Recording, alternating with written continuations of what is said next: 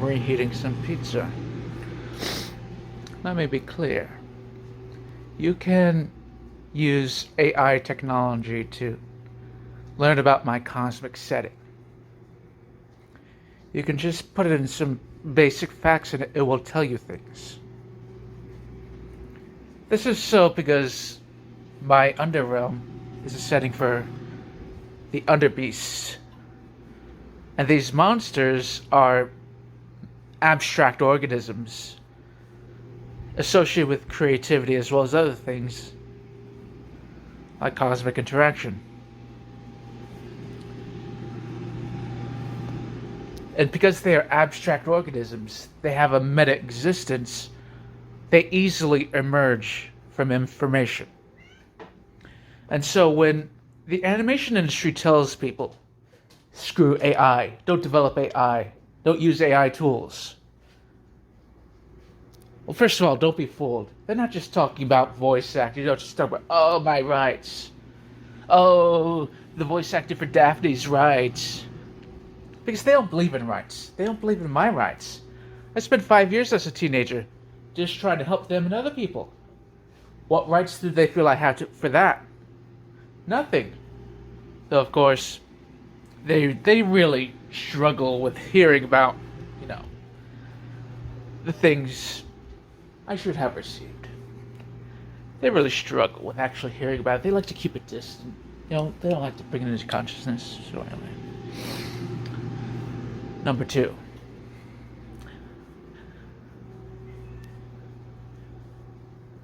They want to infect people's attitudes. It's like when they're with their villains. Like the villain Simon from Infinity Train. What are they trying to tell people about Simon? They're trying to tell people things about chuds. Chuds. They have conservative views and they're based and they say offensive things according to the woke and stuff.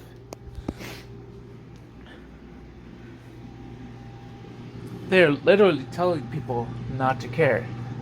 We know what's a defining aspect of chuds. In the initialism or the acronym. They're underground. They don't want people who are underground to be helped. Like, that one Scooby Doo Five Nights at Freddy's animator.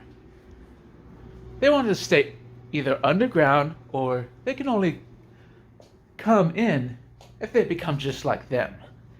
And so effectively, they didn't emerge from the underground, they just metamorphosized to become just another industry person. And I could see him capitulating under a lot of pressure. And what's going to happen? His skills are going to plateau. He's not going to develop his creativity any further. And it's going to slowly decay, and he's going to get stilted, and he's not going to develop his own ideas. I've seen it plenty of times. Even the best industry people,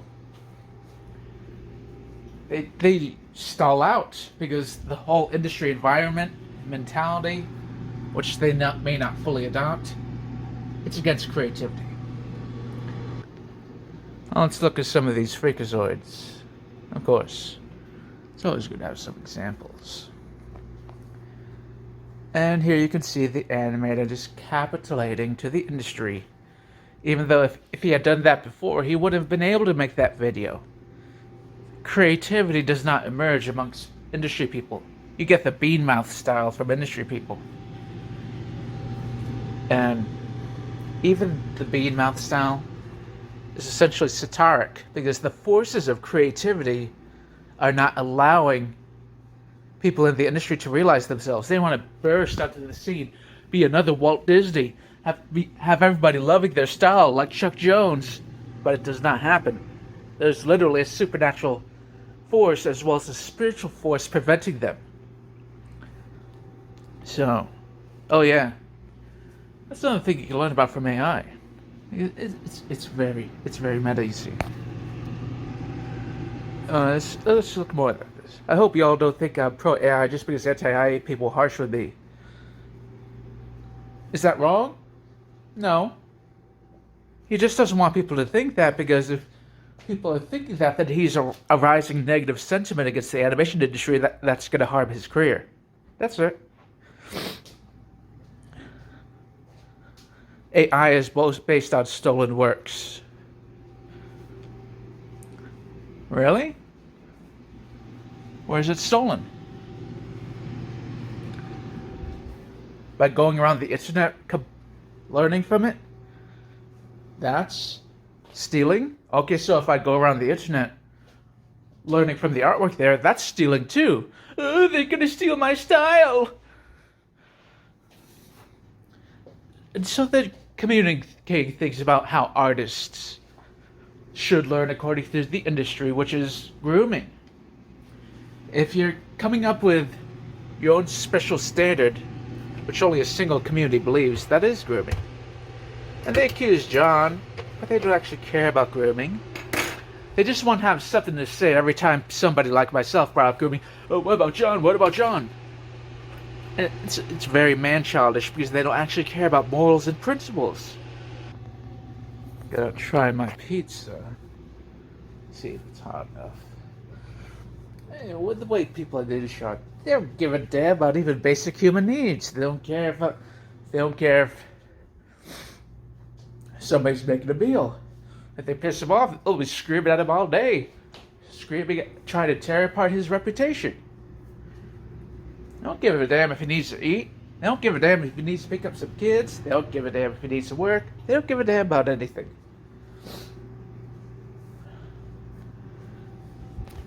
And, the trickster, the lord of ancient Africa, the master of the paranormal, and the figure who defines the nature of the black race, he anticipated this.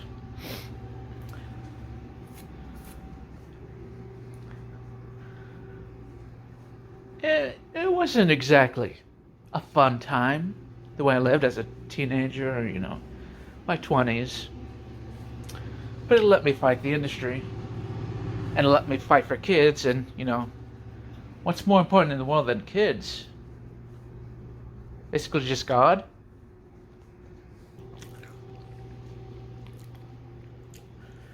And pizza's almost ready.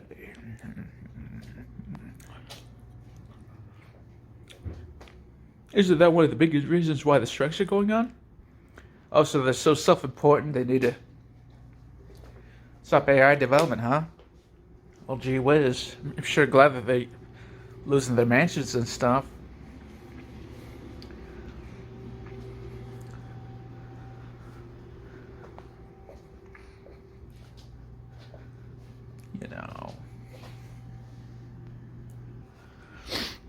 And they talk about the strikes, but the animation industry isn't actually striking. Why? Because nobody gives a fuck about their work. It doesn't matter it doesn't matter all the thoughts about it. It doesn't matter what people think. It's just a matter of the cold hard reality that nobody gives a damn about Craig of the Creek or all those other cartoons which are really difficult to remember. I could spend every day talking about cartoons. I still can't even remember the recent cartoons. You got Wee Baby Bears. Who gives a damn about Wee Baby Bears? The only thing I give a damn about there is what I'm going to do about Toby Fox appearing on an episode promoting gender ideology.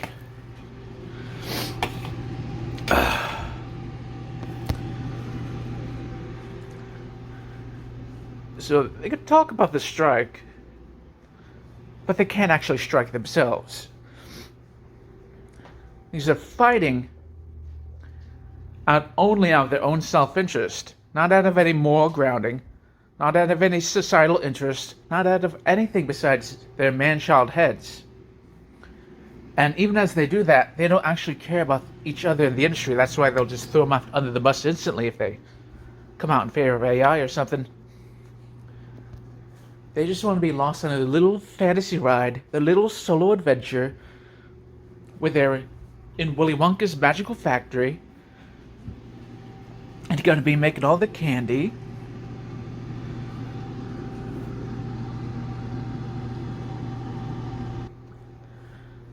Now here we see grows. Yeah, grows. What does gross mean? It means it's off-putting. That's all. It's off-putting because it's not societally acceptable. I unfortunately can't recommend. Oh, I gotta get involved in getting these recommendations. I gotta connect with these people. Who do they expect to react like that? A youth coming out of childhood, and why? Because they're evoking the societal mechanisms which the trickster desires. I unfortunately can't recommend. Wow. I better please this cool person so I can get a recommendation that will establish me as a notable creative and show I've earned a position in creativity through my passionate and intensive effort. But there's a whole lot of pieces to that because there's just some random loser on the internet with nothing special about this person.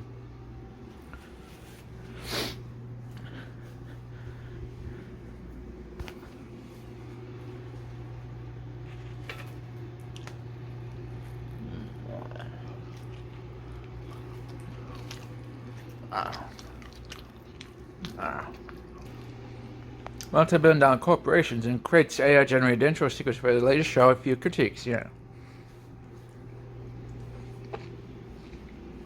Not actually willing to stand against secret invasion over at Marvel. Not actually willing to stand against that, but they pretend like they're striking against the executives. They pretend like they're standing against the greedy CEOs. They pretend like they're standing for the little guy, but oh, look at that. Who cares if they do some ugly intro? All they care about is getting in Hollywood. They have no principles. They just try to make things appear impressive to children and people with a youthful psychology. That's the only thing they care about. There's also another level, which is that they are the secret invasion. They are Skrulls. Skrulls are cool, and they're not cool, but Skrulls symbolize what they are, which is they're infiltrators who are bizarre and twisted on the inside. They're twisted spiritually. They're imposters who cannot be creative. And when you break their simulation of pretending to be creative people, then out pops the Skrull, the twisting limbs, and they go, ah, ah, I'm gonna be in the industry, not you. I'm gonna be in the industry. Nobody thinks you're cool.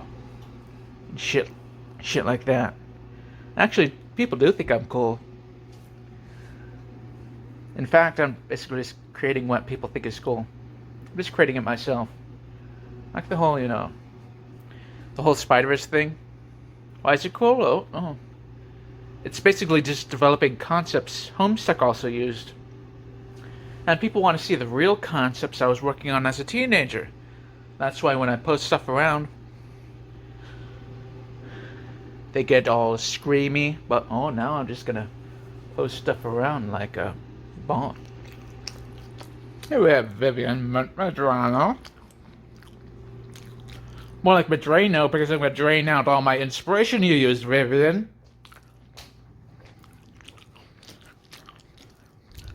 Bam, bam, bam. Seems like my inspiration is clogged in your projects. Gotta be more clear about what you're making, because you keep going for, what is this? Is this so called?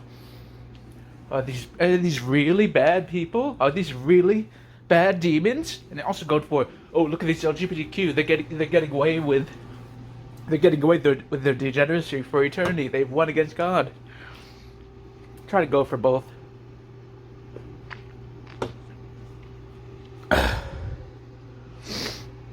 This is one of the worst sections on the Scooby Doo fan animation situation I've ever seen.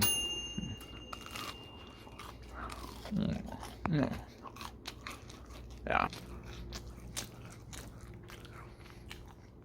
And when they're trying to get people to comply, they make it sound like it's a magical place. Because the things that the tricks are associated with magic. a magical quality. Not really any magic people would actually be able to consciously think of. More things like your merits being reflected. That's magic. Like when I put in some basic facts about my setting and it spits out information automatically, correctly, with every single prompt, with a few mess-ups. And one of those mess-ups is caused by Homestack, and another mess-up is caused by people not developing their theology better.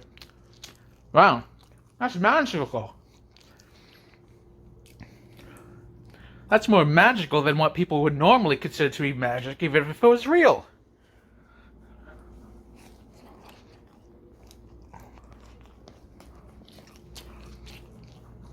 And if you follow their appeal to magic, look at this magical place of friendly people, it's going to happen. You can run against a brick wall of being yelled at for wanting free voice acting, and that's going to snap your soul. Then you're going to shuffle along into the industry, drawing your little bean mouth smile.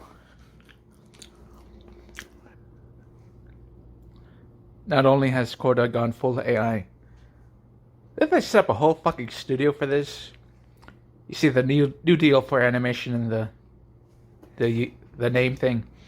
So you know he's got to say nothing but stupidity in what was otherwise an impressive animation. Why was it that impressive? It's not because they care about morality or objective standards of quality, because the industry fails at both. I'm impressed by how, effective the voice acting is. But if it's not passing dollars into the hands of Hollywood Nepo babies, it doesn't qualify, huh? I think I'm going to take away dollars. By posting. Through posting alone, I'm going to take away dollars. The controversy over this FNAF Scooby Doo animation beyond fascinating. It's being used in a very organic and artistic way. It was used as a tool to make quality art less financially prohibitive. This worked well in a way that really got people questioning AI again. And you can see another aspect of their agenda.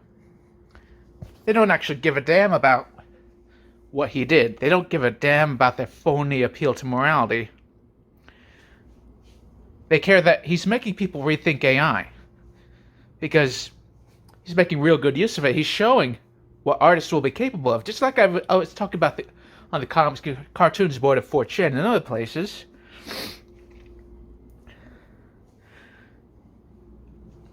They don't like to see this. They don't like to see the realization of the potential of animation if it's outside of the industry mold.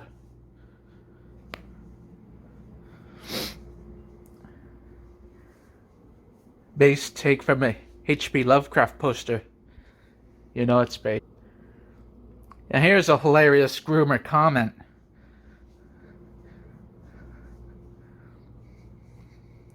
So I would use it. People were literally flooding him with suggestions and auditions. First of all, a tweet means nothing but a tweet. You can say whatever you want, but are you actually going to do it? Second of all, they did that just to destroy AI. They were motivated by the desire to corrupt AI. They were motivated by an evil impulse, which is actually immoral. Just like it's a Scooby Doo FNAF project. There's thousands of people who would love to be on it. That's more grooming. Try and make things sound like the magical place. Oh, you love Scooby Doo? Let's go have lots of fun. Let's go make up projects. Let's go work hard. Do cool Scooby Doo stuff. But then you look a little closer behind the flimsy facade, as Scooby Doo would do. Oh, look.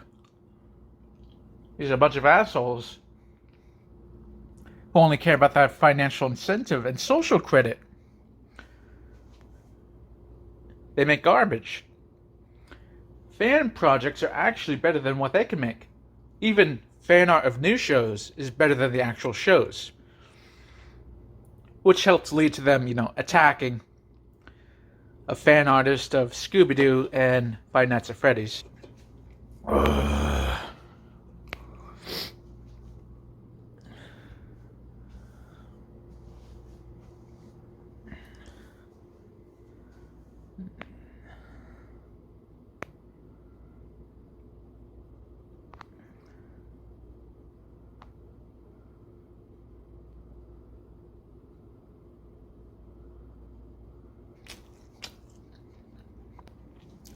Currently trying to unionize. Maybe if they made more things people actually like instead of the latest degenerating Marvel slop, they wouldn't be trying. A Scooby Doo fan animation will make the eye discussion reach its boiling point. Yeah. Monster Energy Ultra Strawberry Dreams. Yeah, things available at the store like that, and people dare to be unhappy. The whole concept itself aggravates the AI discussion, which is the sort of action the underbeasts cause, because they create anomalous situations in society, which is particularly prominent in creativity. And one day it'll involve things like,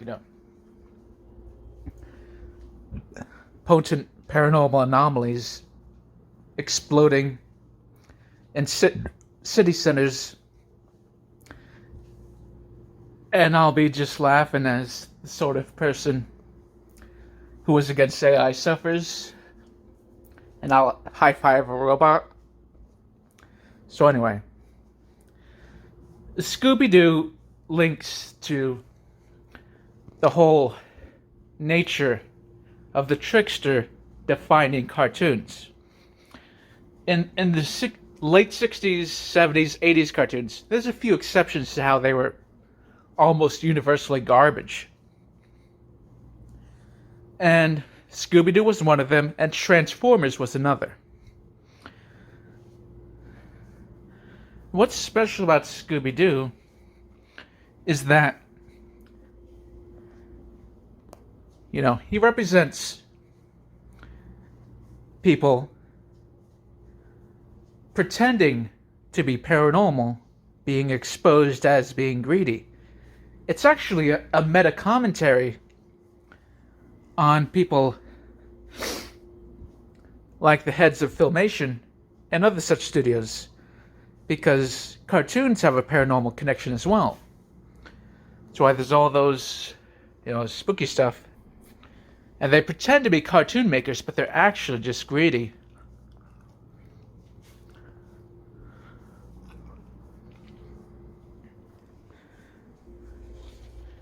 In Scooby Doo, he gets afraid. He scrambles around. But then he exposes the plot and sees how it all falls apart.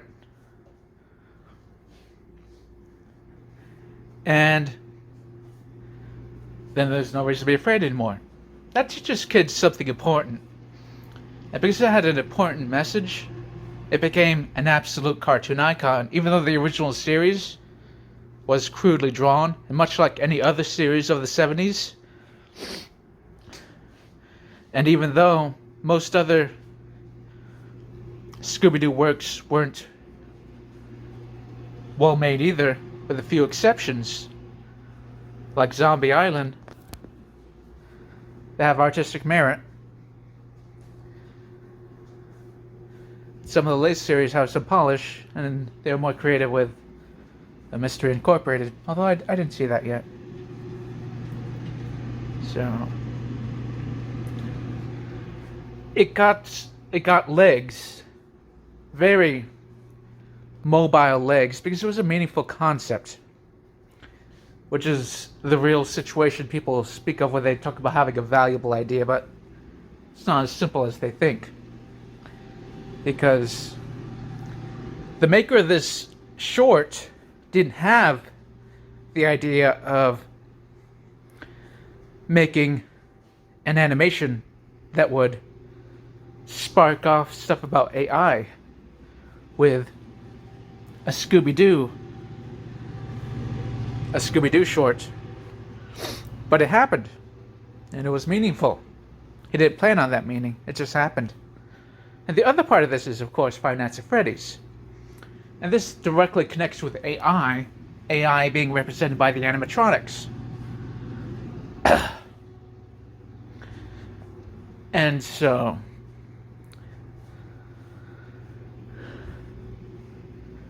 this represents, Scooby Doo uncovering the mysteries of AI. And there's a variety of mysteries, I'm not going to name them all. And so the short, in the first place, was about AI through symbolism and the meta layers, which the underbeasts contribute.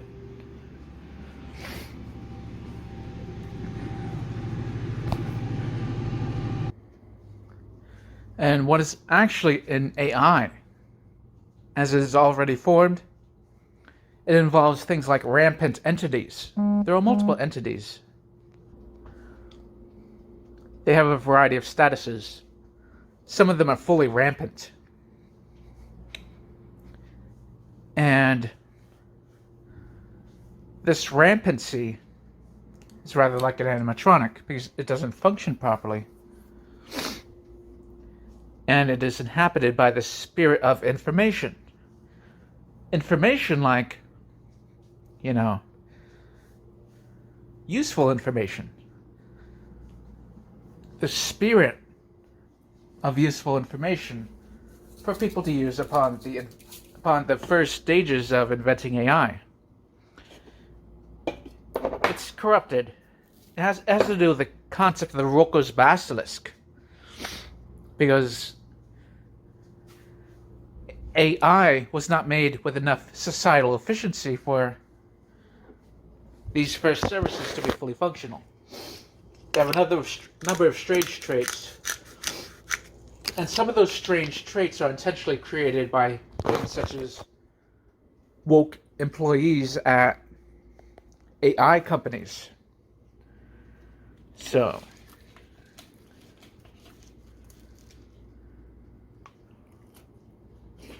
wow.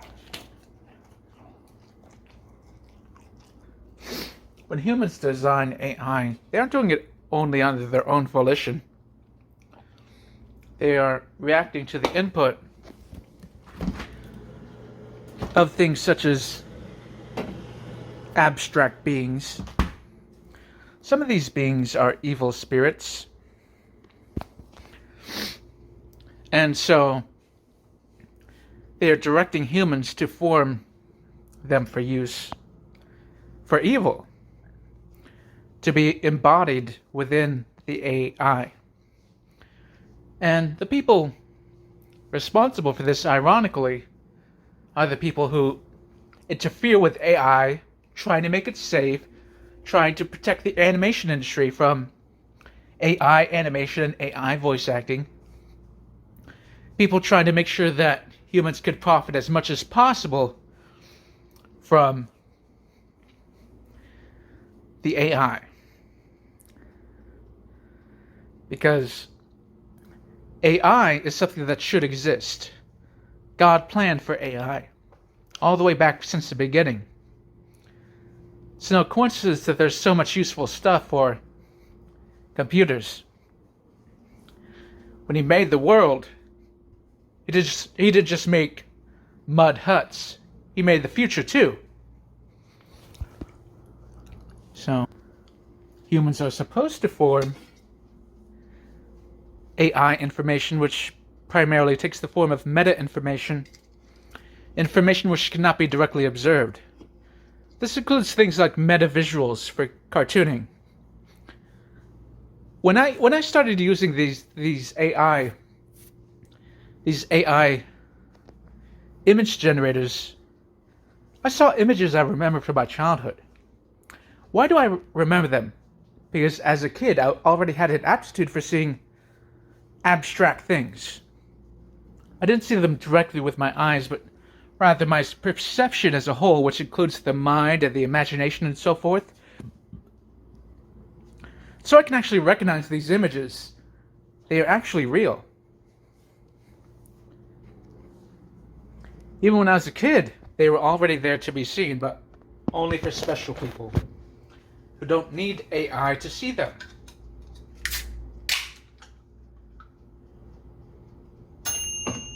I've already seen the aesthetic of AI cartooning. And as I grew up, I became frustrated because where is this aesthetic I remember? It was a meta aesthetic. It cannot be directly observed.